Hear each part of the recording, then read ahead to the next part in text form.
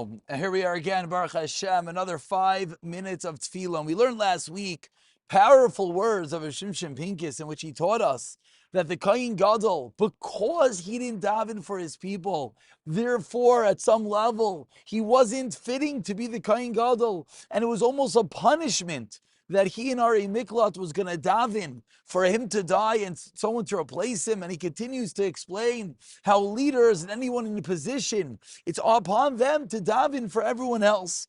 But of course, our lesson from all this is that each and every one of us, we all have that obligation to daven for someone else. And he continues with an example. It says to Shimshon Pincus,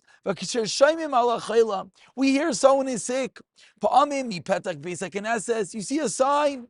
I guess they used to take out advertisements in the newspaper, moda bi'iton, an advertisement in the newspaper, no levakish rachlim al, daven for so-and-so. Maybe we could translate it and we could say, you see someone's status, someone sends you a message.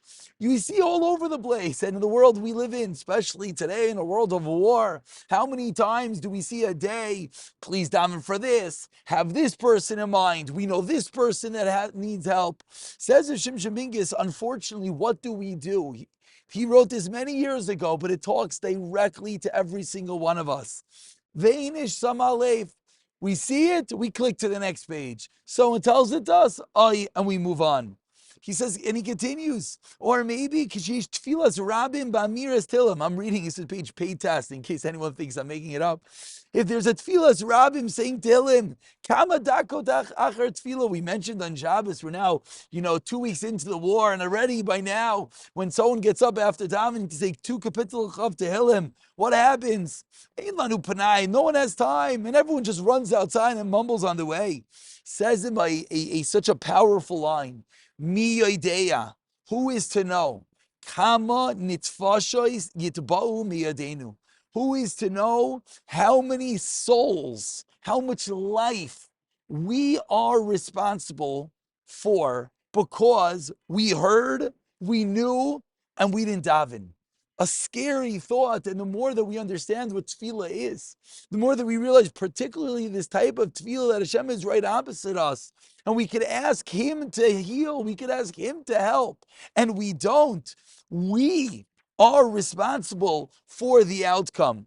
And he continues, and he says that in reality, this is a matter of habit.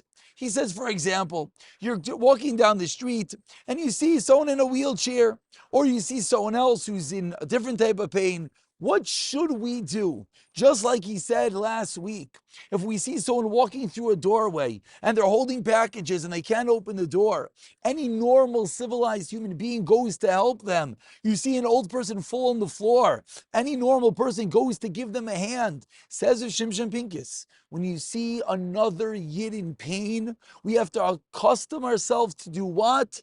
To stop and to daven. And he says this is even true if we see someone not just in physical pain, someone in spiritual pain, someone going through a tough time, a child who doesn't seem to know what he's doing and where he's at.